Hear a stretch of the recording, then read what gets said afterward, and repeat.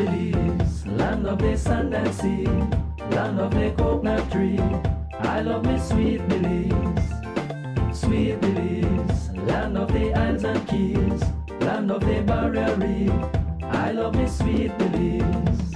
If I ever had to leave Belize, if I ever had to leave Belize, where would I go?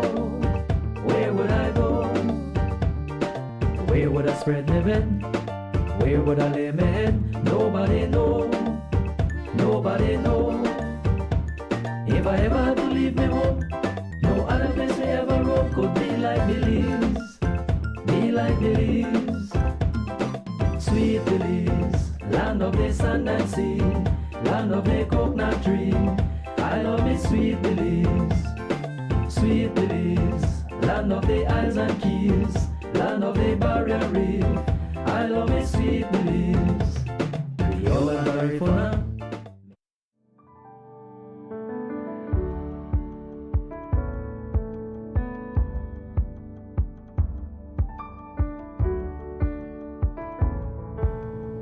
Pleasant good morning. Well, this morning I want to focus on a very special verse, because sometimes people want to tell Jesus, leave, go, and then they want to tell him, come back. We have to learn that we can't do that. You can't chase away the Lord and expect you want to call him back and have him like a kunumuno, like people say in Belize. That can't happen. And sometimes the way we do things, the decisions we make is going to haunt us. The Bible says that when Jesus sent out the apostles, he told them, when you go to any house and they reject you, dust off your foot and come on the street, but say the message loud that they may hear, and then you leave. Why am I saying that this morning? You see, God is not going to beg you to be close to you. He's not going to beg you. He's going to give you the overall picture, and then you're going to be left on your own. Some people don't pay attention to these things as much as they should, and they make decisions believing that they could chase Jesus away when they want, call him back when they want, and then before they die, or after they die, somebody say a prayer and they're going to get into heaven. Unfortunately, it's not so. It behooves a man to understand, when I say man, I mean a man and a woman, if they are children of God. Because you should not live where you are mistaken and you find out the answer when it is too late. And so the people who witnessed when these demons left this man's body, they were frightened because this man was in a deplorable condition. He was tormented by these demons. He went through a lot of stuff, day and night. He lived in a cemetery, cut himself. He cried out in the wee hours in the morning, and men couldn't do anything. They tried to shackle him. That didn't work. He'd break the shackles. I imagine it's a very frightening thing to see, but Jesus intentionally went to that place that day so that this may be recorded. You know that Jesus is God. He controls everything. And so the people who saw it, the ones who were taking care of the pigs, when the pigs ran off the cliff and drowned themselves, they went in and reported to their bosses. Now, people are moving in a way that they're not sure if they want God, because they think they're going to lose something. Some people, if they're going to do something for the Lord that they think is going to make them lose something, they won't do it. Mark 5:14 says, those tending the pigs ran off and reported this in the town and countryside, and the people went out to see what had happened. Now, if you have a person that you know who was in this situation and this person got healed, wouldn't it be that you'd be happy? Well, the people weren't happy because the pigs had value, and they were more concerned about the loss of their pigs. And they said, I think they may have said, if he's here he's just arriving here, and it already costs us so much money, if he stays, what else is he going to destroy? The Bible does not say that, but I'm just thinking that that's what these people were thinking. Verse 15 says, when they came to Jesus, they saw the man who had been possessed by the legion of demons sitting there, dressed and in his right mind. And they were afraid. Now, they were still afraid of the man because they were not sure, but they saw the man was in his right mind. They did not understand what took place. People should have been celebrating that their brother has been brought back from the pits of hell to be restored back to his normal mind. But the people were not paying attention to that. In my mind, they were thinking about what they have lost. Wow. For me, I would have been thinking, what else can he fix whilst he's here? What else can he fix? But I think they were worried about the loss. It continues and it says, those who had seen it told the people what had happened to the demon-possessed man, and told about the pigs as well. They got the story from a horse's mouth. Those who saw it reported what had transpired to them. In a right mind, people would say, Lord, we have this other problem, we have this other problem. There's a sick person over there, there's somebody with palsy, or whatever else you'd have reported to the master. He may fix these things, but the people did not do that. Instead, then the people began to plead with Jesus to leave their region. That's what I want to read this morning for you. They started to plead with him to leave their region.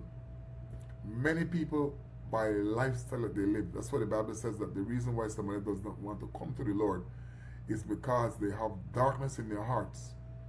There are evil things that they're doing, and they want to continue to do these wrong things. And how else to do that except in the absence of the Lord, where they could close their chapter of their life on the things of God.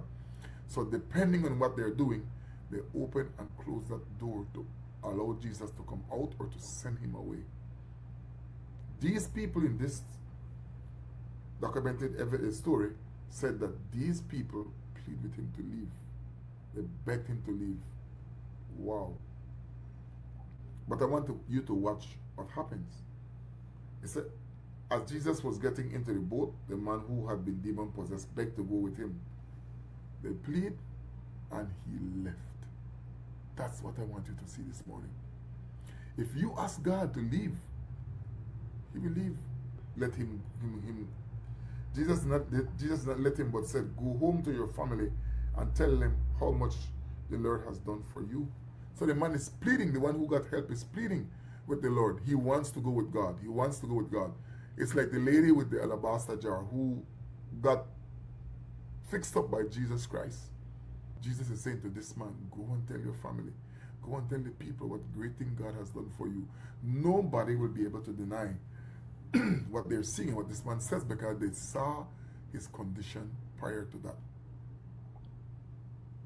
We must give room for testimonies in church, that people can get up and talk about what God has done for them. Think about the things that God has done for you.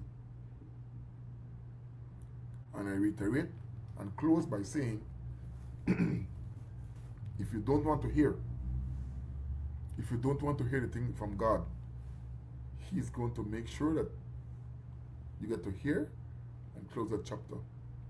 It's your responsibility from thenceforth.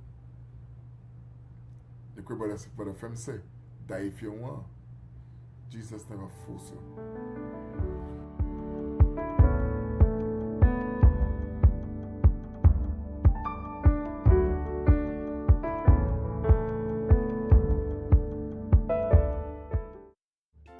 Sweet Belize, land of the sand and sea, land of the coconut tree. I love me Sweet Belize. Sweet Belize, land of the isles and keys, land of the barrier reef. I love me Sweet Belize. If I ever had to leave Belize, where would I go? Where would I go? Where would I spread my bed? Where would I lay my head? Nobody know. Nobody know. If I ever had to leave my home, no other place I ever roam could be like Belize. Be like Belize. Sweet Belize, land of the sand and sea, land of the coconut tree. I love me sweet Belize, sweet Belize, land of the Isles and Keys, land of the Barrier Reef. I love me sweet Belize. Creole and Garifuna, Mestizo and Maya, living in peace. Sweet Belize, land of the sand and sea, land of the coconut tree. I love me sweet Belize, sweet Belize, land of the Isles and Keys, land of the Barrier Reef. I love me sweet Belize. I'm a licensed electrician for 15 years. Safety is always an electrician #1 priority. I shop at Benny's. Benny's give me high quality, durable material. Cheaper doesn't mean safety. Cheaper means danger. When I think about safety, I think about Benny's. Remember, at Benny's, quality is saving.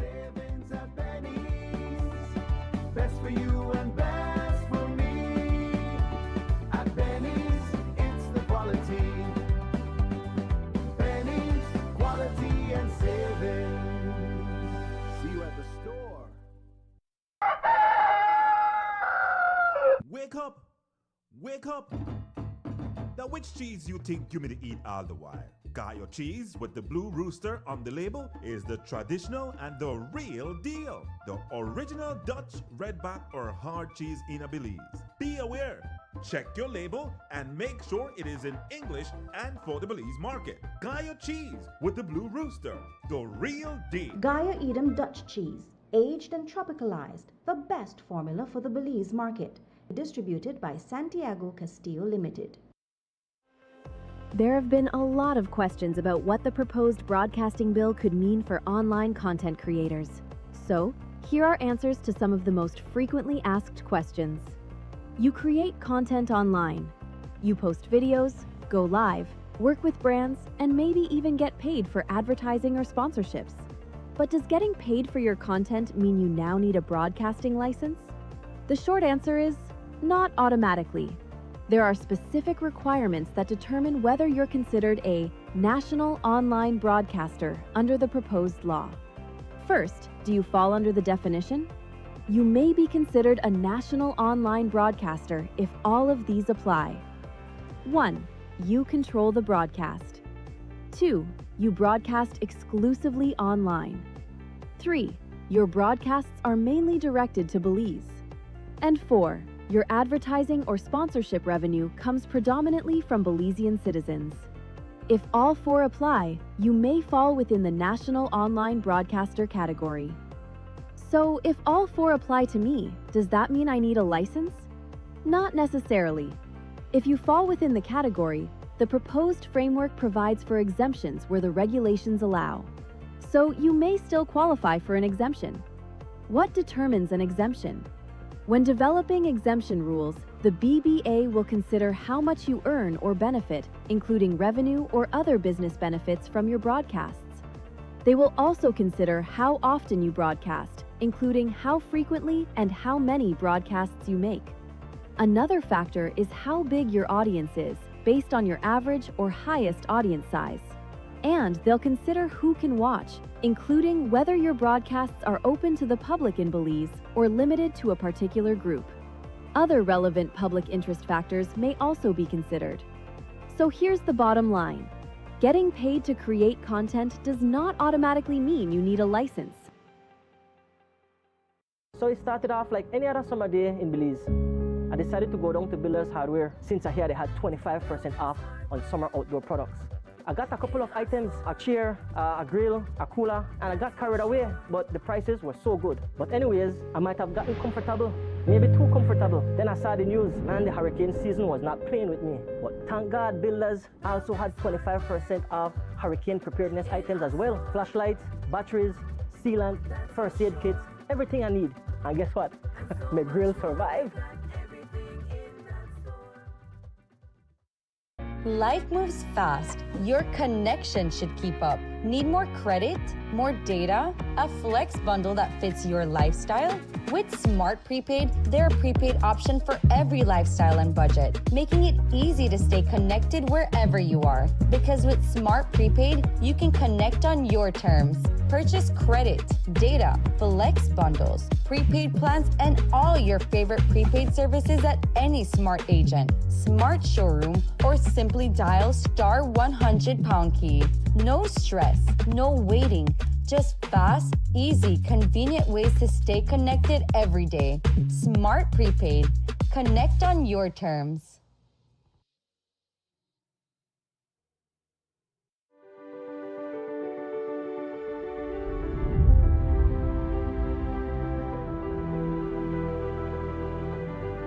It's been a while, you know, they have been asking, and finally this year, because it's been like 5 years now, you know, they have been saying, you know, we need help. Because they would have asked me, I don't have the knowledge and I won't try to tell them what I don't know. I could just tell them, my dad used to be a farmer, so I would just know so much. But we need someone that has the knowledge and have studied these things. So that's how we came up with getting an agronomist to assist these farmers. They have asked for it. And the government of Belize, along with BNBC, have assisted us with getting a personnel from the country of Cuba to come and assist us. The agronomist plays an important role, of course, right? Because, you know, we are using different chemicals for weed control, and if you do not do the right dosage at the right time with the right weather, I have learned that from this agronomist, that you cannot just say, get up today and say, or call and say, we need the drone today, we need to spray. No, you know, the agronomist is trained to, or he studied these things, right? So we listen to him. His help has been, you know, very important to these farmers. The farmers, they have responded with his knowledge to them, helping them to you know, improve their quality, their techniques, you know, maybe what they were doing. With the help from him, it's a better way to do it. We try to be fair, and we also want all the farmers to be happy with, you know, the assistance we're giving them. Production won't increase like maybe this year. Gradually you will see it increase more and more each year. So we will need him, we will need his assistance.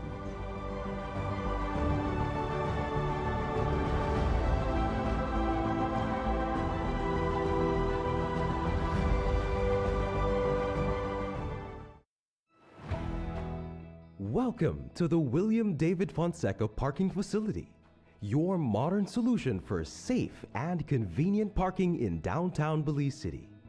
With easy payment options such as prepaid cards or coins, parking downtown has never been easier. Enjoy affordable rates as low as 75 cents for 15 minutes, $1.50 for 30 minutes, and $3 for an hour. Open and available 24/7. Park smart, park safe. Park at the William David Fonseca Parking Facility. Modern, secure, convenient. Your Belize City Council, always about the people.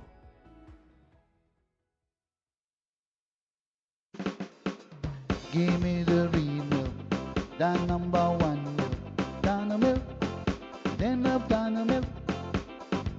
You can whip its cream, but Dano milk it is real, yes, Dano milk, then of Dano milk. All over Cayo and in San Pedro, Dano milk, then of Dano milk. Dano milk in the morning, Dano milk in the evening, Dano milk. Give me Dano milk. Up north in Corozal, supermarket and them all, Dano milk, then of Dano milk. All over this land and in Belmopan, yes, Dano milk. Give me Dano milk. Say in Dangriga, down south in PG, Dano milk, then love Dano milk. You can hear this stuff, cause it's in Orange Walk, yeah, Dano milk. I love Dano milk. Dano milk powder, probably the best milk powder in the world, Dano. I'm a licensed electrician for 15 years. Safety is always an electrician #1 priority. I shop at Benny's. Benny's give me high quality, durable material. Cheaper doesn't mean safety. Cheaper means danger. When I think about safety, I think about Benny's. Remember, at Benny's, quality is saving. Best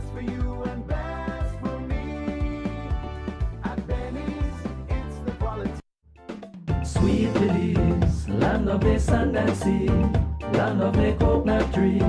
I love me sweet Belize. Sweet Belize, land of the isles and keys, land of the barrier reef. I love me sweet Belize. If I ever had to leave Belize, if I ever had to leave Belize, where would I go? Where would I go? Where would I spread my bed? Where would I lay my head? Nobody know. Nobody know. If I ever had to leave me home, no other place I ever roam could be like Belize. Be like Belize. Sweet Belize, land of the sand and sea, land of the coconut tree. I love me sweet Belize. Sweet Belize. Edition of Rise and Shine. Thank you so much for joining us on this beautiful Monday morning. Today is the 24th of August, and I believe high school. So those of you who are a part of the high school, your kids are still in high school. It means then that they're off to school this morning. And so we pray God's blessing over your secondary school children. We pray that they will have a safe journey to and from school this year. We pray that they will increase in their knowledge. The purpose of school is to increase your knowledge, to prepare you for life. And we pray that your children will be able to perform well. Remember that it is important for you as a parent to do your part, to be present in the lives of your children, especially at the primary and secondary level where the foundation is laid. School is not just about the academics, it is also about values. And we will be talking about that a little later, as soon as we are finished with the weather report. However, I take this opportunity to greet you across the nation of Belize. As I said, it's the 24th of August, so we are in the last full week of the month of August, and thank God so far, June to November, which is our hurricane season, we really are kind of like halfway through. And so far, we have only had a few waves, tropical waves, and so we are doing well. And I pray that that also continues to happen for the rest of this year, for the rest of the hurricane season. And so, as I said, as your children, especially high schoolers, go after school, we pray God's blessing on their life. Remember to pray for your children and to pray with your children as they go to school. Let's take a look at the weather for this morning. The general forecast calls for the general situation to be mainly fair and warm weather to prevail. Over the next 24 hours, we can expect sunny skies with a few cloudy spells today and partly cloudy skies tonight. Showers or thunderstorms will be isolated, with a few more likely over the south late tonight. Marine conditions. Winds are blowing from the east to northeast at 5 to 15 knots. The sea state is light chop and waves are 2 to 4 feet high. Temperatures. The current temperature, as you know, is 79 degrees Fahrenheit or 26 degrees Celsius. But for inland this morning, it was 74. And the highs for today, we can expect 95 degrees Fahrenheit inland. On the coast, the low 81 degrees and the high 89 degrees. And in the hills, 68 degrees Fahrenheit was the low this morning, and 82 degrees Fahrenheit is the highs for that is expected today in the hills. Now the outlook for Tuesday and Tuesday night calls for skies to be partly cloudy to cloudy. A few showers and isolated thunderstorms are possible over the south Tuesday morning, and Tuesday night elsewhere shower activity will be isolated. Now as it relates to the 4-day forecast, we can see that as the week progresses, you can see it. Can we put up back the 4-day forecast, please? The 4-day forecast. We can see that as the week progresses, we are going to expect more rainfall, especially during the night. So other than that, our temperatures will remain inland between 93 to 95 degrees as we progress through the week. Now for the tropical weather outlook. Showers and thunderstorms associated with the area of low pressure are located a few hundred miles southeast of Bermuda. Further development of this low is possible and currently has a medium chance of becoming a short-lived tropical cyclone during the next couple of days. This system poses no threat to Belize. So this remember is in southeast of Bermuda. So this poses no threat, as the weather report says, for the country of Belize. And that is the weather report for today. Now, there are quite a few things for us to discuss. I will be out of here by 8:30 this morning, as the Senate has chosen today and tomorrow to be information days towards bills that they would like to be passed in the Senate, bills that have already come out of the House. As you know, the 4 independent senators recently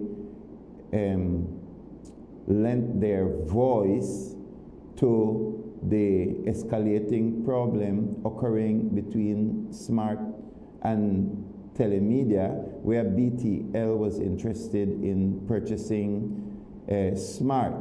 Now, we all know that according to the Public Utilities Commission, the BTL already holds a dominant position in the marketplace. In other words, it has some of the larger, a far larger client base and customers than SMART. Now, BTL has traditionally been the national carrier.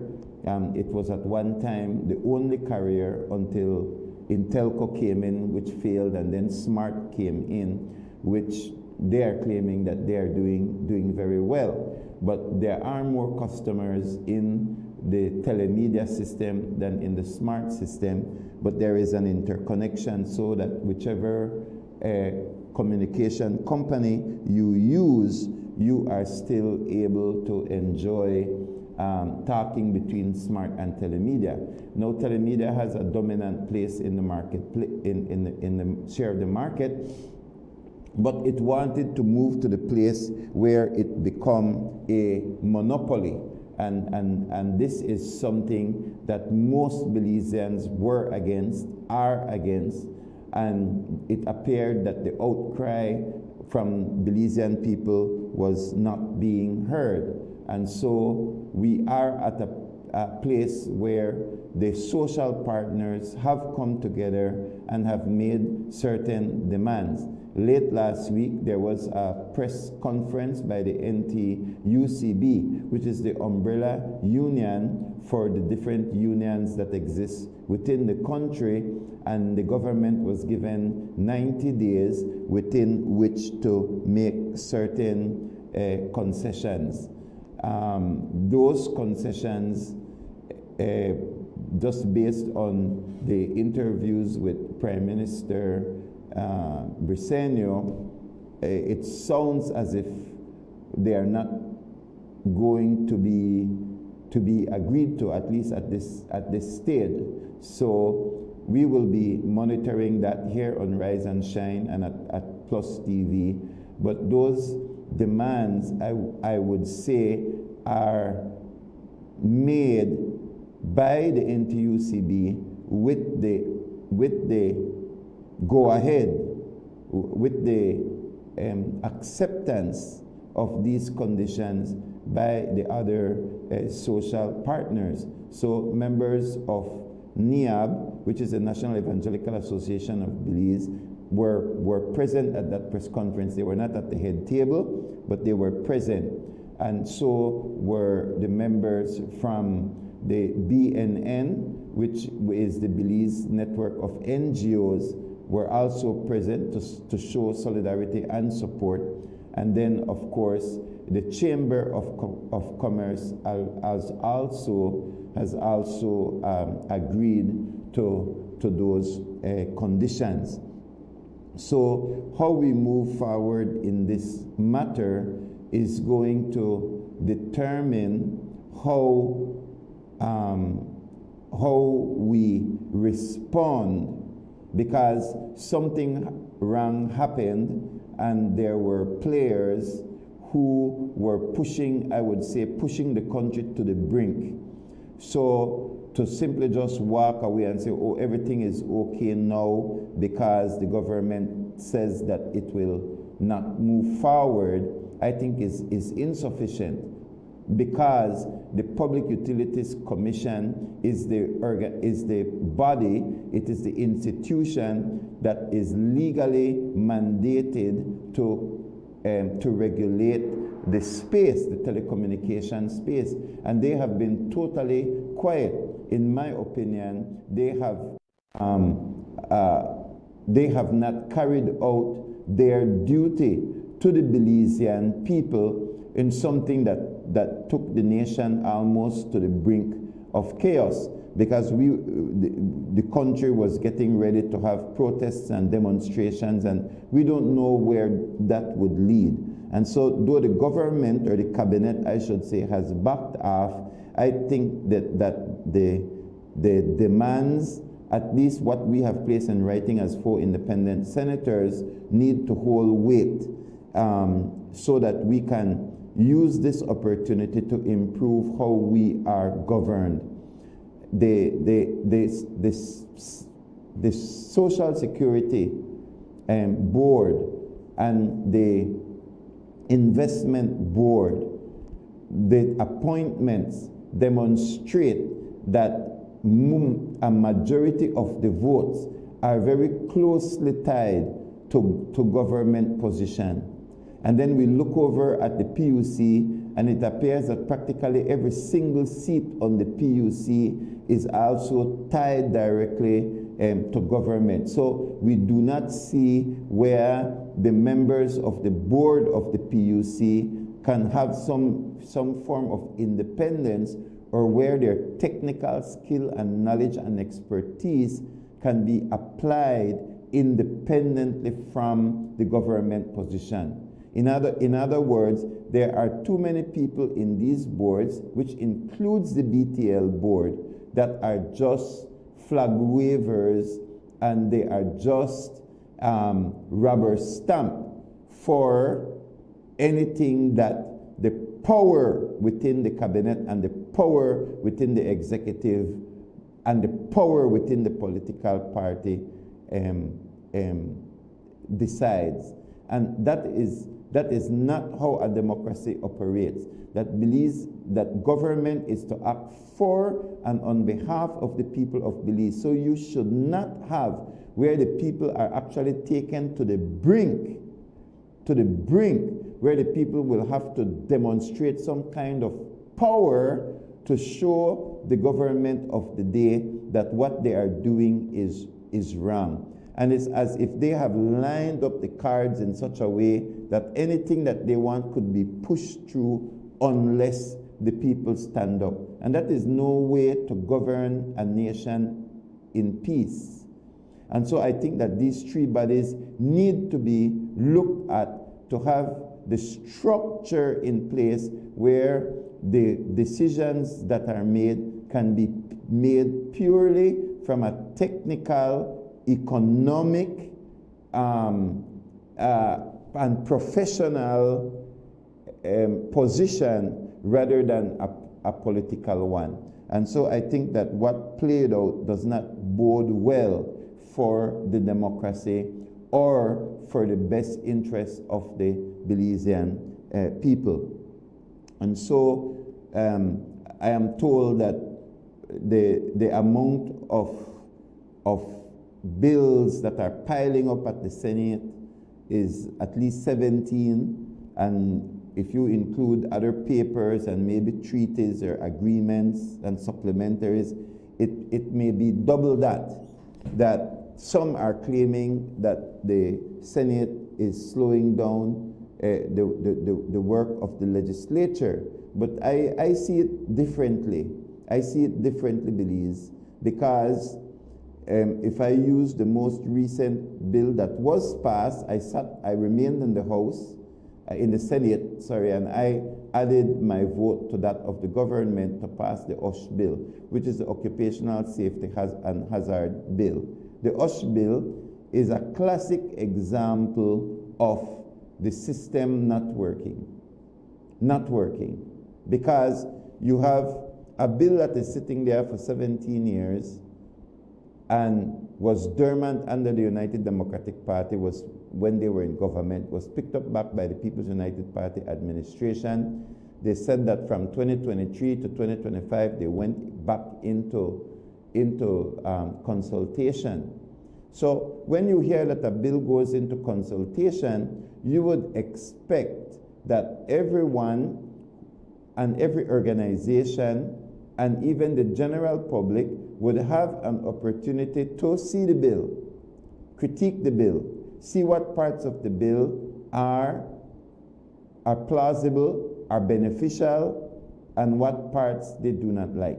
But one of the things that the government likes to do, and these departments like to do, is they will want to give you PowerPoint, they will want to give you information, but they do not want to show you the bill itself. And so many of these institutions that are writing the bill on behalf of the government and on behalf of the ministry and on behalf of the minister do not make the bills available until the very, very last minute. And so they want to get your idea and they want to get your opinion based upon PowerPoints and talking points, but don't want to show you the actual legislation, the actual recommended legislation. And it is the what is written in black and white that matters. So the PowerPoints are important, but what is even more important than that is how the PowerPoint and the conversation gets written in black and white. That is really what matters. And as a senator, that is what I look at. I will listen to the arguments for and against a particular policy. But then at the end of the day, what you put in writing and how that affects the Belizean people is really all that matters. And so the first thing that we want to see, and I speak on my own behalf, even though I know that many of my fellow senators share the same perspective, is what level of consultation did you have? What is the feedback of consultation? And how did the recommendations from the consultations make their way into the legislation? It's very simple. Because if the people are saying, we don't want this, and you go to consultation, knowing that the people don't want it, and then you still try to present legislation that the people are telling you we don't want it, then why should we vote for it if the people are saying that we don't want it? And so I made a post a couple days ago which say, if you come to me and ask me for a cake, and I look at you and tell you, sorry, at this time I don't want a cake, then don't ask me after that how much sugar you want to put in the cake. You think I should use 1 egg or 2? You think the cake got too much butter or you not got enough butter? This is the problem that I see occurring over and over when it comes to consultation. right? That the people that are interested in something is saying that we don't want it this way. This is what we prefer. But because the government has an agenda and its own policy and wants to establish its own power and authority, they will reject the fact that you tell them you don't want the cake. And they will say, well, we consulted. Yeah, but the result of the consultation was that this is not the direction that the people want to go. And then you will sit there and say, oh, well, we were here readily available, but none of them came to make changes. They didn't make change because they don't want the cake. So it doesn't matter if it's 1 egg or 2 eggs because they don't want the cake. And so I know for me, the input of people, because law is for people, legislation is for people, it is going to affect people either positively or negatively. So now, one of the things that certain government ministries and departments try to do is then they do selective consultation. So if they know that a group of people will not like the legislation, they will not present it to them. They will go and present it to other people. So that they come and say, well, we had a consultation.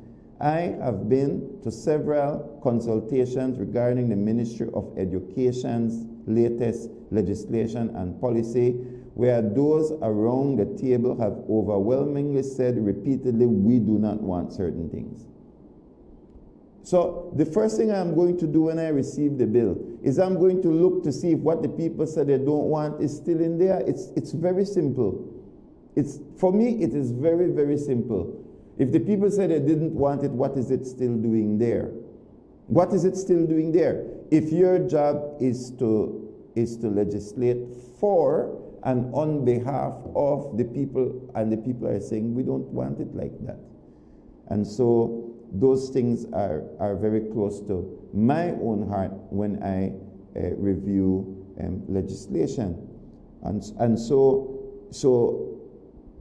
they are claiming, and if I give the example of the OSH bill, somebody with the stroke of a pen said, housewives will not be included.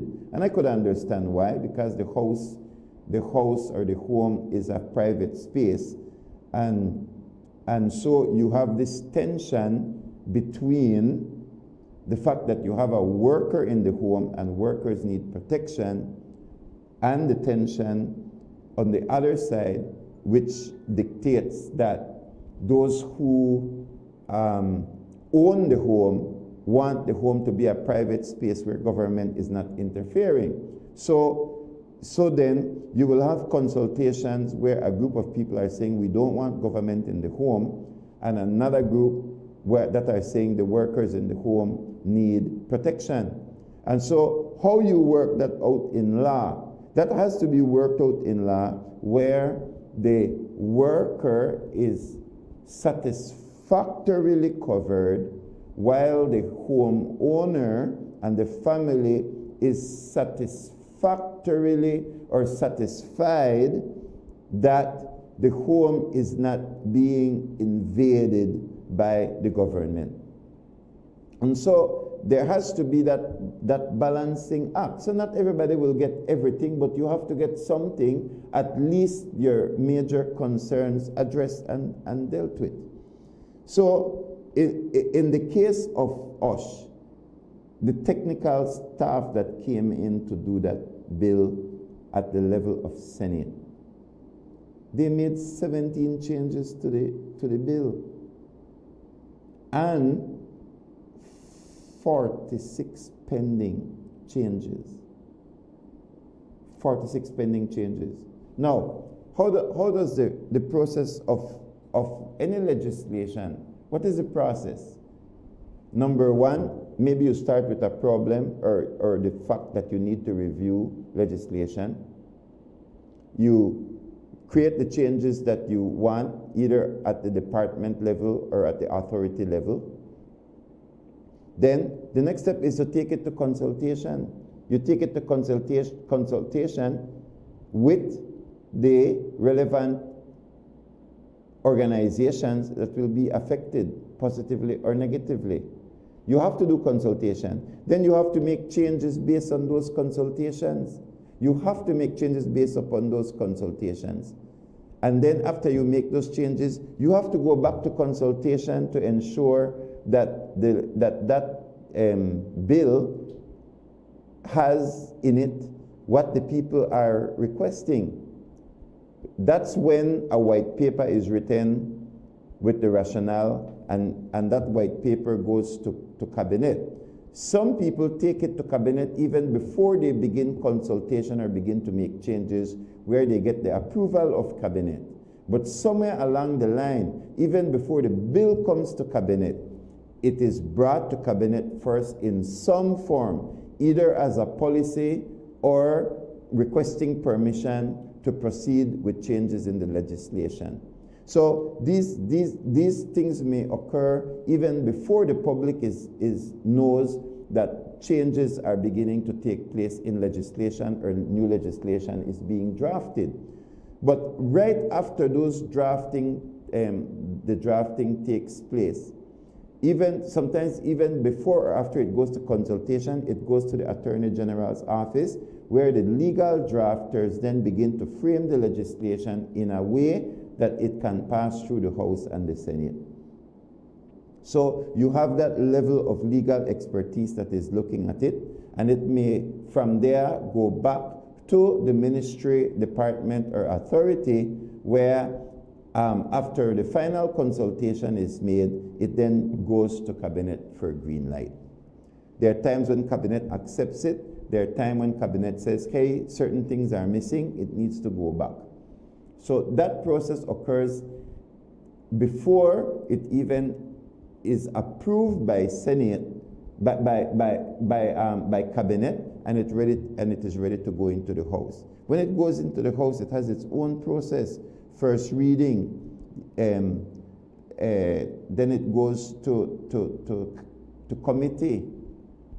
At committee, the public has an opportunity to review those legislation. And again, the public comes in.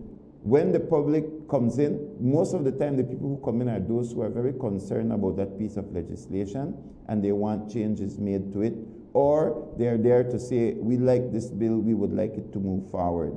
So committee is an area where changes are made to the bill. So could you imagine a OSH bill that reaches the Senate after it passes through the House, passes through the committee, passes through cabinet, passes through the Attorney General's office, passes through the authority, department, or ministry where it was created, and it has 17 verified errors that have changed, plus 46 more pending. Somebody is dropping the ball.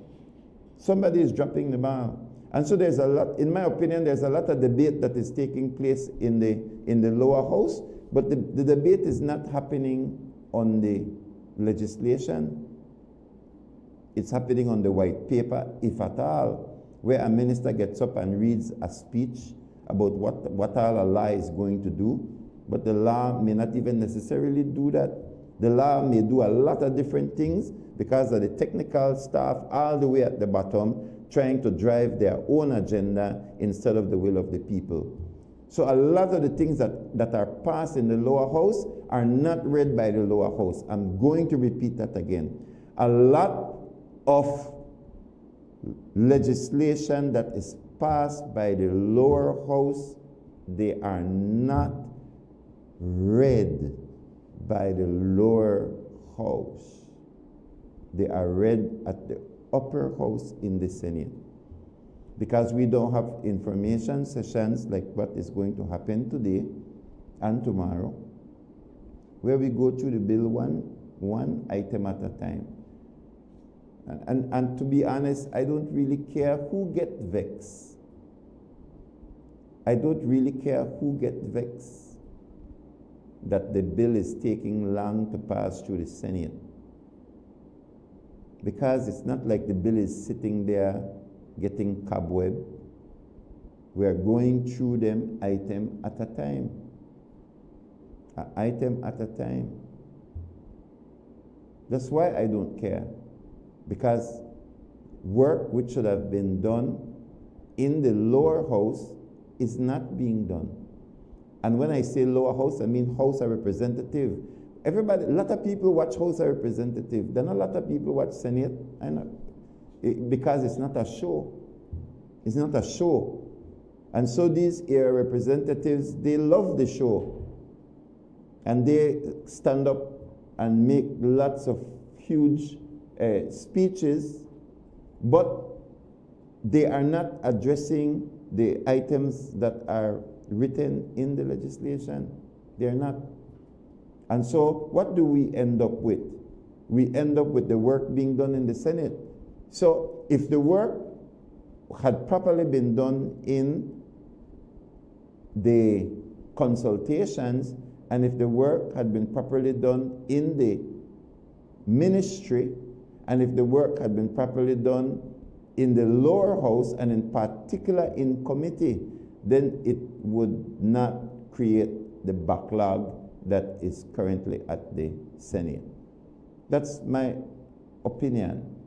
And it can be validated over and over and over with the bills that have actually passed. You will see the amount of changes and amendments that have to be made, because these amendments should have been made before it even go to cabinet. So who has the fault? It's cabinet that's not reading the bills. And then they say this bill is ready. They put it into the lower house. They are still there in the lower house, and they are not reading the bills again. So they're trying to, then the past thing when they don't read Belize. And a part of the problem is a lot of Belizeans don't read either. But in the Senate, it's our job to read. It's our job to read. So you know what a shame it is, in my opinion, a shame on the lower house, when 17 amendments have to be made to a bill that has been sitting there for 17 years, and that the technical staff agree that there are 46 more pending changes that have to be made. Like, that's an insult. That is an insult to who all worked on it. I'm sorry. That's an insult. That basic changes you could not flag because you are pontificating in the lower house. Then you want to look at the upper house and say, the move too slow. Right? But I don't think we can move any faster, because you have an information session and you only get halfway through the bill. So I think these guys are in love with passing bills that they don't read. And then when the bill gets out and it becomes law, then the Belizeans get angry or begin to complain, or depend on social media and depend on the morning show. They complain about the injustice in the law, and then want the Prime Minister and want the Minister and want all these ones to intervene politically instead of writing the legislation properly. And so this is something that has to change, in my opinion. It needs to change. And the Senate needs to meet more often. And it's not the senators that determine when the Senate will meet. It's not. As a matter of fact, through the entire crisis of BTL, after the senators walked out, there was no more Senate meeting called. No more Senate meeting called. When there's a lot of work to be done, you see? And so, in my opinion, the wasting of time happens because it's not truly wasted time in the Senate, but the wasted time is happening in the previous steps, where errors, mistakes, the will of the people should be included in legislation. And so you would think that what they would do is try to improve the process, but instead I think what they will try to do is have an elected Senate where more people like the lower house will be in the upper house, who will just flag according to political affiliation. So if that happens, what a travesty it's going to be. But we believe that the will of the people should form the basis of government. We'll take a break, and when we return, we do have guests that will join me. We'll be right back after these messages. Don't go anywhere. You're watching Rise and Shine on Plus TV. Today is the 24th of August. It's Monday. We are live. We'll be right back. Land of the Isles and Keys, land of the Barrier Reef. I love me sweet Belize. If I ever had to leave Belize, if I ever had to leave Belize, where would I go? Where would I go? Where would I spread my bed? Where would I lay my head? Nobody know. Nobody know. If I ever had to leave me home, no other place I ever roam could be like Belize. Be like Belize. Sweet Belize, land of the sand and sea, land of the coconut tree. I love me sweet Belize. Sweet Belize, land of the Isles and Keys, land of the Barrier Reef. I love me sweet Belize. Creole and Garifuna, Mestizo and Maya, living in peace. I'm a licensed electrician for 15 years. Safety is always an electrician #1 priority. I shop at Benny's. Benny's give me high quality, durable material. Cheaper doesn't mean safety. Cheaper means danger. When I think about safety, I think about Benny's. Remember, at Benny's, quality is saving. Best for you and best for me. At Benny's, it's the quality. Benny's, quality and saving. See you at the store. Wake up! Wake up! Now, which cheese you think you may eat all the while? Gaio cheese with the blue rooster on the label is the traditional and the real deal. The original Dutch, redback or hard cheese in a Belize. Be aware. Check your label and make sure it is in English and for the Belize market. Gaio cheese with the blue rooster. The real deal. Gaia Edam Dutch cheese, aged and tropicalized, the best formula for the Belize market. Distributed by Santiago Castillo Limited. There have been a lot of questions about what the proposed broadcasting bill could mean for online content creators. So, here are answers to some of the most frequently asked questions.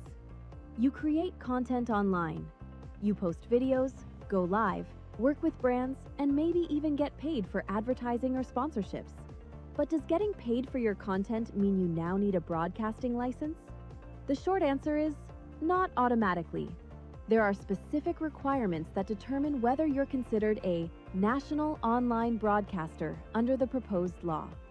First, do you fall under the definition? You may be considered a national online broadcaster if all of these apply. 1. You control the broadcast. 2.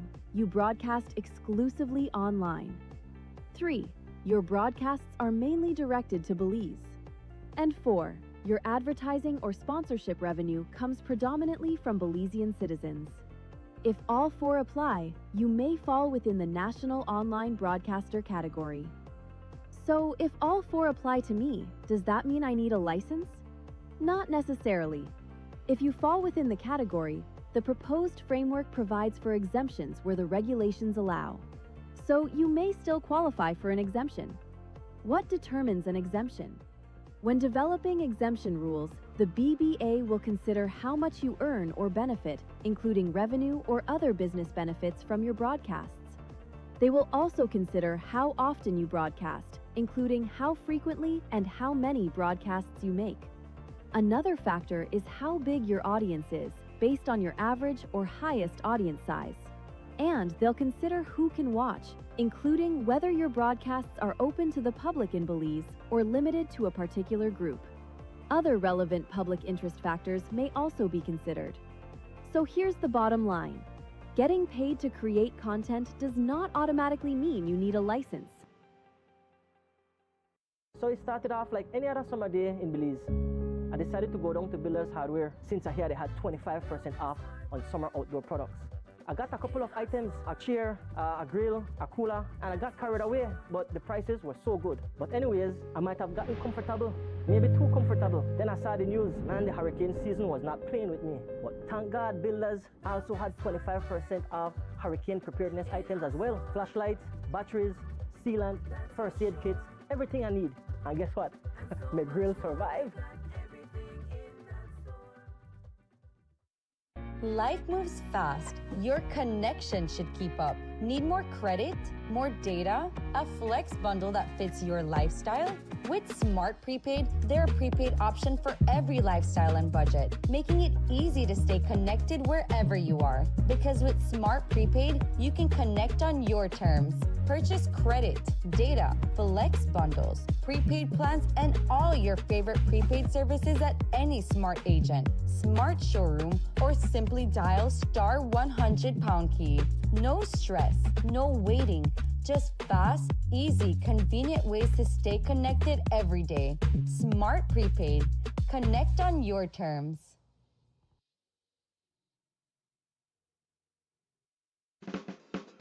Give me the real milk, the number one milk, Dano milk, then love Dano milk.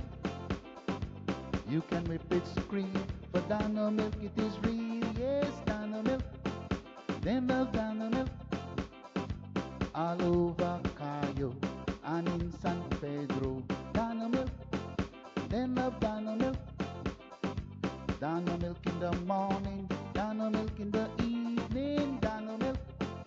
Give me Dano milk. Up north in Corozal, supermarket and them all. Dano milk, then love Dano milk. All over this land and in Belmopan, yes, Dano milk. Give me Dano milk. Say in Dangriga, down south in Fiji, Dano milk, then love Dano milk. You can hear this talk, cause it's in Orange Walk, yeah, Dano milk. I love Dano milk.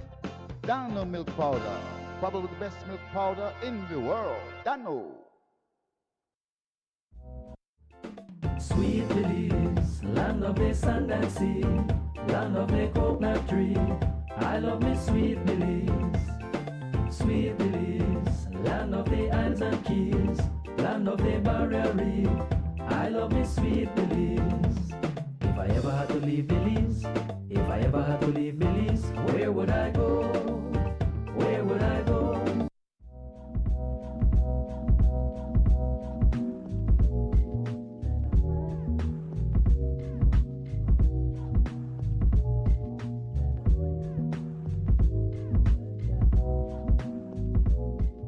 Today's topic is the stomach. The stomach plays a crucial role in digestion, breaking down the food we eat into smaller particles so our bodies can absorb nutrients. When we eat, the stomach produces digestive acid and enzymes that help dissolve food. This process transforms the food we eat into a substance called chyme, which moves into the small intestines where nutrients are absorbed into the bloodstream. Eating healthy is essential because it provides the stomach with the right nutrients to function optimally. A balanced diet rich in fruits, vegetables, whole grain, and lean protein ensures your stomach can digest food efficiently. This helps to reduce inflammation and maintain a healthy gut lining. This supports overall health by improving nutrient absorption, boosting energy, and strengthening the immune system.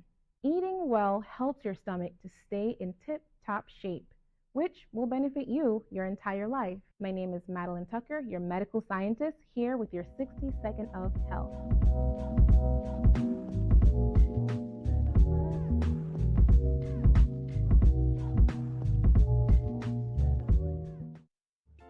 Sweet Belize, land of the sand and sea, land of the coconut tree. I love me Sweet Belize. Sweet Belize, land of the islands and keys, land of the barrier reef. I love me Sweet Belize. If I ever had to leave Belize, if I ever had to leave Belize, where would I go? Where would I go? Welcome back to Rise and Shine. Thank you so much for joining us. We are in the second segment, and we, as I announced just before the break, we do have a guest with us this morning. So let me take this opportunity to say good morning to Pastor Jermaine Garvey. He's from the Good News Belize Church out of Belize City. Pastor, good morning. Pleasure. And welcome. It's good to have you back with us. Yes. I think you've visited us once before. One time. All so right. Far. A year ago, or probably a year ago. Right. So talk to us a little bit about your ministry in Belize. Yes. You guys are originally out of Jamaica. Yes, that's but right. you've been in Belize now 7 years, working with young people, developing ministry here in country. Yes. There are a lot of needs. It's a very young country, and praise God, you guys went into the thick of things, Belize City. That's right. That's right. Yeah, it's been really interesting. We came to Belize in 2021. Belize is a really lovely country, and it's just like my home, Jamaica. Little bit slower, but it's just like Jamaica. So it was very nice coming and fitting in, exactly. Since we came, we established a church and also a youth organization. We've been working in the communities to reach a lot of the young people. There's a lot of hope for Belize, despite what people may see with the crime and the violence and, of course, the lack of opportunities. But what we believe is that, if this gospel of Jesus enters the heart of each person, it will be the start of the change of the lives of the people and then the country as a whole. As we've been meeting the young people, our main focus has been on changing the mindset, how they think. Because what we know according to the Bible, the heart influences everything that we do. But unfortunately, it's not very easy to see that connection because we see the behaviors and the habits. So we tend just to want to change the external, the behavior, without first changing the mind or without first changing the heart. Well, and the country is a very young country. It's a very young country demographically and even as it relates to between independence and now. And we're seeing that our young people are very much heavily vested in things like sports and other creative activities, but sometimes the church shy away from some of these areas, like one of the things I've noticed that the church heavily invests, or parts of the church heavily invest in direct education, but I don't see where the education is different than maybe like a government institution. Right. It's like we're just copying one single model and just going around in circles, rather than reaching the heart. So I think there's the mind and there's the brain. Right. Like that's right. And they may occupy the same space, but they're different. But we could be dealing just with the academics, including the church dealing with just the academics. Yes. But the change of heart, the transformation, as a man thinketh, so we see the Bible tells us. So if there is not the change of values built upon the right foundation, then the same old decisions and the same old results are going to take place. So how does your church deal with the transformation of the mind aspect of it? Otherwise, we just end up maybe just religious. We repeat the sinner's prayer or the Lord's prayer, and then we expect transformation, but wonder why there is no difference still between the born again and the person who has not been born again. It's an excellent question. Proverbs 4:23, Solomon says, guard the heart above all things, because from the heart, everything comes out. The connection that we make is that the body can do nothing unless the mind instructs it. So my hand is moving because my mind is instructing it. But before my mind makes a decision, it needs to process. The information of truth comes from what is stored inside of the heart. So it's really what you believe inside of your heart that your mind is going to process truth and then instruct your body to do. When we can understand this flow and connection, you really realize what actually needs to change is a heart. It needs a heart transplant. So what we actually try to focus on doing, and there's a myriad of ways, especially for the young people, like you mentioned. a lot of young people. Belize's population, I think, is over 70% youth between 14 to 29 years. So they're young. But young people want to do energetic things, fun things, things that are flowing. So it's not very easy just to sit down and do what is the norm, as the churches normally do, as a tradition. But we have to find the innovative ways of how we can actually change out the heart, because from the heart everything flows. So what we try to look at very carefully is what is exactly they're believing inside of their heart. First, we can identify that through the Bible, but then we have to make them see exactly what they're believing inside of their hearts. Once we can get them to connect with that, then it's just a matter of, this is the position of your heart right now. A simple example. When you're using a map to navigate, first thing is you want to know where you're going, where you want to go. But then something that's very important is, where are you right now on the map? Even though you know where you want to go, if you don't know where you are, you cannot use the map. You are here. Right. That you need to know that I am here. From that moment, you can chart the path, how to get to where you need to go. So first thing is to let them identify, where's my heart right now, what it looks like. Once they can recognize that, the next step is very simple, it's just a heart transplant, taking the heart of Jesus from the words of God and importing that heart inside of them. Then the heart system and the value system changes from that moment, because now your heart and value system become Jesus' value system according to the word. And then that value system now, the mind will use to pick truth, what it believes, and then instructs the body. From that moment, true and lasting change can be evident from that point. It seems like it's a little bit scientific, because maybe I'm talking about it like this, but we do it in a very fun ways. Like in the youth organization that we have, if you want to call it a motto, it's challenge, change, cohesion. So in everything in the life, there's a challenge. People don't like challenges. We run away from challenge. But with our young people, we are pushing them into the challenge. Right. Don't avoid it. Right. Because as they go through the challenge, they can learn how to overcome. And that's when they can experience change, and then cohesion can take place as well. But they're recognizing it, because if you frame it as a challenge, then they can see it as something that they can overcome, something that they can learn from, and something that they can, like, it's not just happening to them. Mm-hmm. To me, there is so much of what's being taught that our people are seeing themselves as victims constantly. Mm-hmm. Mm-hmm. And there is a sense of helplessness. Right. That we cannot come out of our situation, and the way the world is painting is being painted, it's like you are either a victim or you are you are the person who is doing the victimizing, right. as opposed to understanding that we all have problems. Right.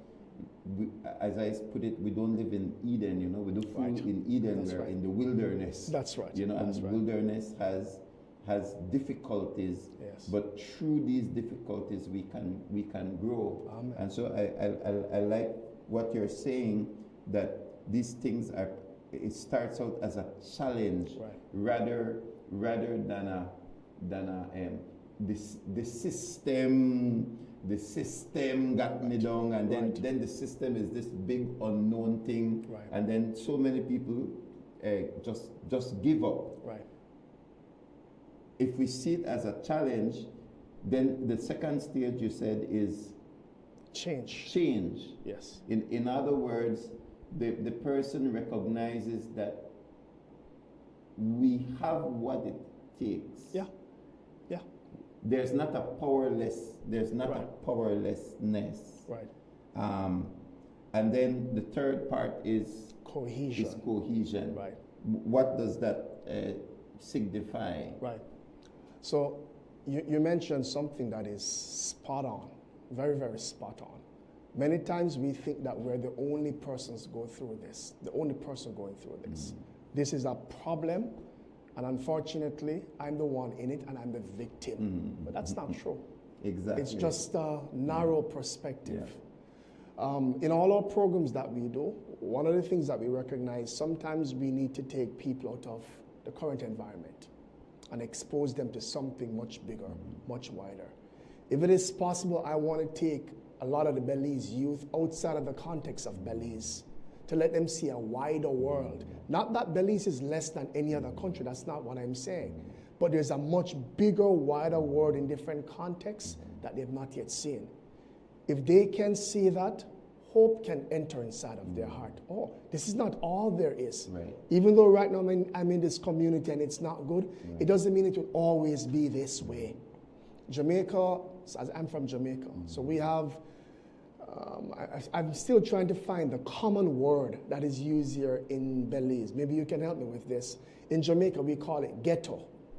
It's like inner city communities or the impoverished community. I don't know what we call it in Belize. The closest I've heard is gang-related communities or something like that. But anyway, we call it ghetto. In the ghetto, it's not easy. The youth almost have nothing. But it will look like that's a big problem, and it shouldn't be this way. Of course, if we can avoid it, it's good, but that's what God served it to them. That's where they were born. That means that's what God allows them. On the flip side, there are some first world countries that are doing very, very well. And we've done a study on this. One example is South Korea, for example. The economy is very, very good. Some people compare South Korea with the American economy as similar or even higher. But South Korea has a serious suicide problem. The youth are easily taking their lives for very simple things because they got 90%. Like, Pastor, think about this. When we get 90%, we are rejoicing, we are happy. But some of them got 90, and it's a very low score for them because in that environment, everyone is scoring highest and they have to be the best. So when they see themselves have that, what looks to be a problem, the solution they have is, I need to end my life. Yeah, but go back to the side of, for example, Jamaica. A youth in Jamaica, because he went through so many problems for such a long time from his young, he has developed a habit and a mindset to overcome. As a problem comes, he's not thinking about checking out. He's thinking about, how do I overcome this? How do I conquer it? The poverty seems to be bad, but it's also doing something very good for their heart and their mindset. That is not seen very easily, but it's a matter of how you look at it. Of course, if their situation can change, that's awesome.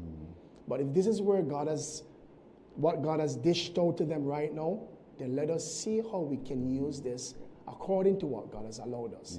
So these are some of the things that we try to show to the youth. Don't try escape, instead overcome. Whenever you hear we talk about South Side, it's not just a location that we're talking about, but it is actually a culture. Or sometimes we use London Bridge. I don't know if you've heard. No, I've never heard that one before. Bridge. So London Bridge is the parts of Belize City that are built over the swamps, and then they use the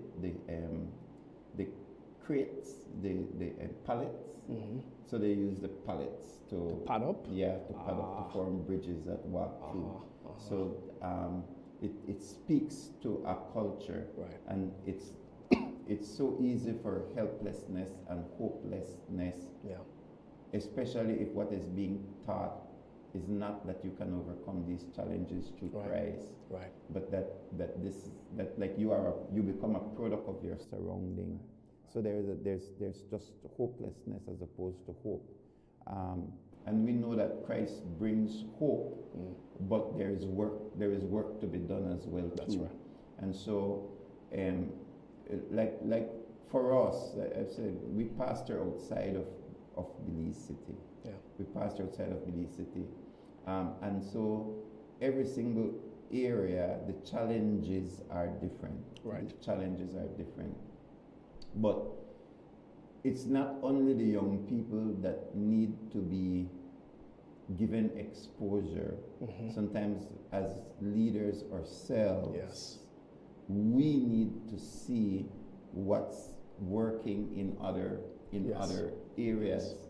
One of the problems I see with denominationalism, and I belong to a denomination, so is that we have these matrix that we say, okay, you have Sunday school, check, you know, like you do Wednesday night Bible study, check, you know. You have a ladies group, check. Say, man, we're doing great, you know, because we have conformed to some denominational idea of what church is, as opposed to the body of Christ, which is interacting with the world, being salt, being light, leading people out of darkness into light.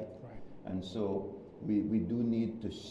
I'm not saying that denomination is bad or leave your denomination. I'm not saying that, but what I'm saying is we need to be careful of the checklist that we have.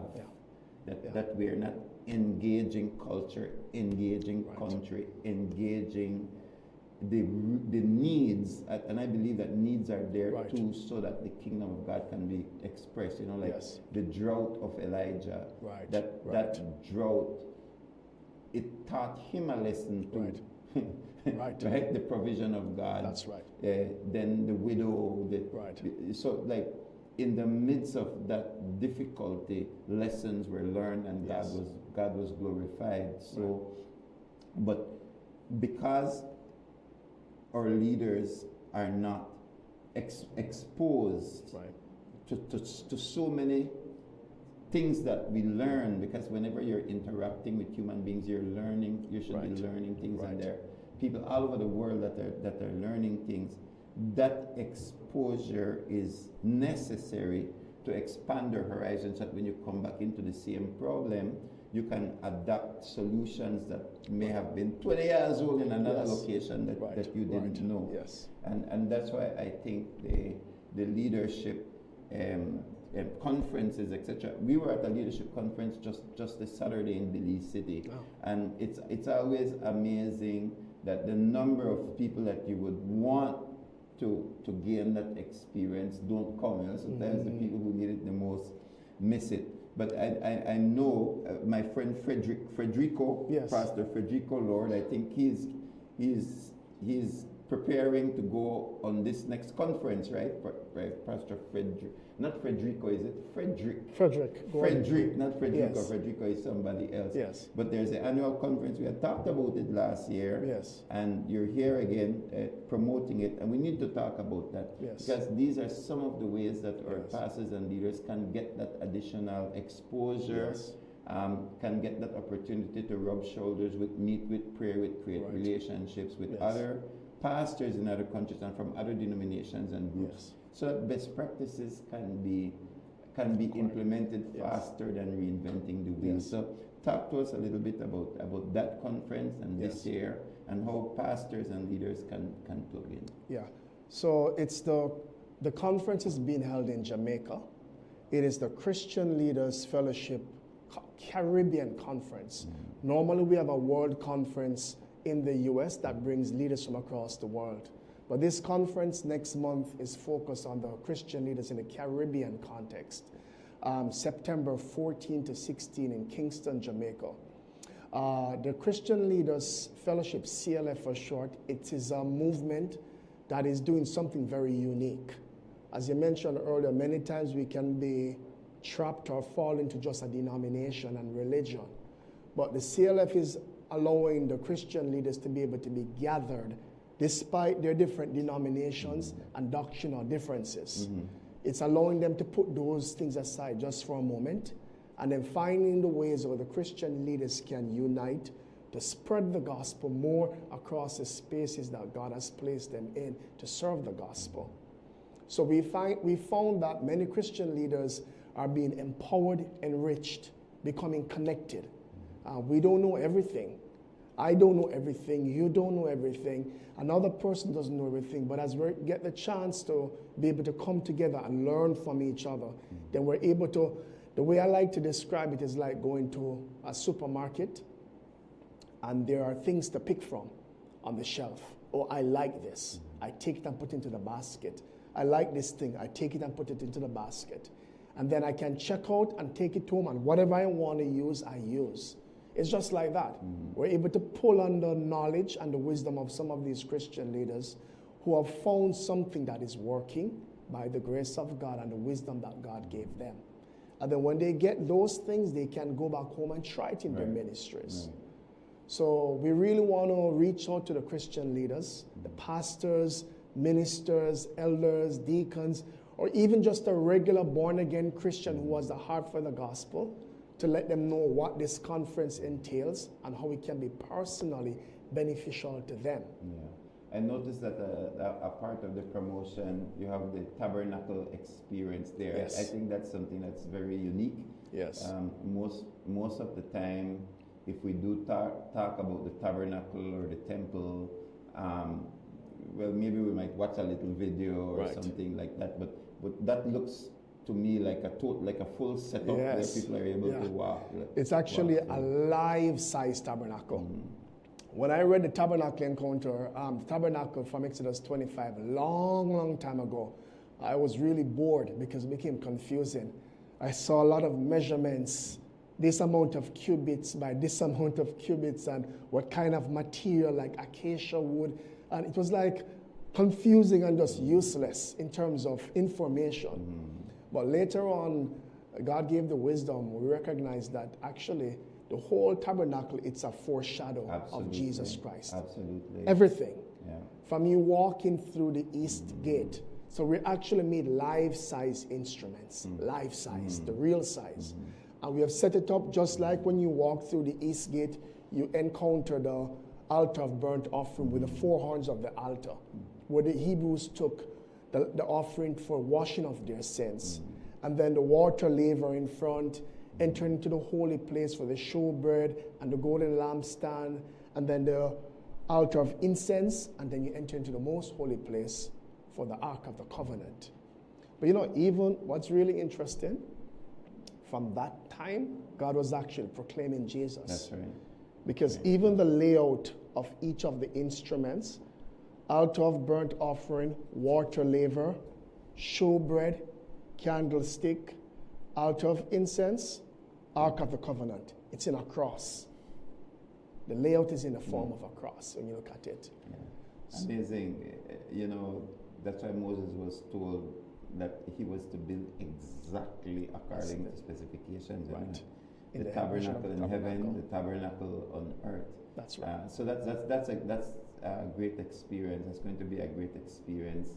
And then, of course, your ability, not the ability, but your opportunity to meet with other pastors and leaders from around the Caribbean. And I think that's homegrown in a sense, right? So not saying anything about the international one where people are going from around the world. Yes. But at least the opportunity to have, I think you said it was the first one for the Caribbean? Yes, Was it this is the first for the Caribbean. Like something that is regional. Yes. And so I think there's enough time, middle of September, for those of you who would like to go. As I said, I saw Pastor Frederick, he's a close friend of mine over the weekend, and I'm glad that he was saying that he will be able to go. Yeah. Let's put the telephone numbers up. Unfortunately, we had just a short period of time. It's yes. 8:30 Oh my already. goodness. So let's put the numbers up there. And of course, Belize, you know our number, which is 822-2031, and my cell number, which is 610-5679. If you want me to connect you to Pastor Garvey, and could you just give your numbers as well? Sure. So if you want to find out more about the conference and to participate, you can contact 601-4750. That is 601-4750. Right. Well, God bless you guys. Thank you very much for dropping in. Yes, thank you so much, Pastor. You're preparing the permanent location in Belize City. We're hoping by God's grace. On Albert Street. Yes. The old Augusta Kwan building. That's right, yes. The old Augusta Kwan building.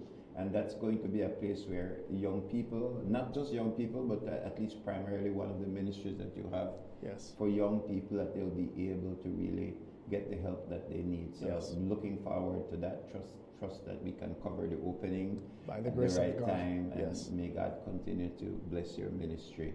Belize, we gotta say a good day for now. It's the beginning of the last week in August, and tomorrow we'll be right back. I promise, it was a terrible week last week, but I promise to be here, and I'm grateful to Pastor Scott and the other pastors that's sitting on my behalf, and I'm unable to be here. So God bless you, and see you tomorrow. Sweet Belize.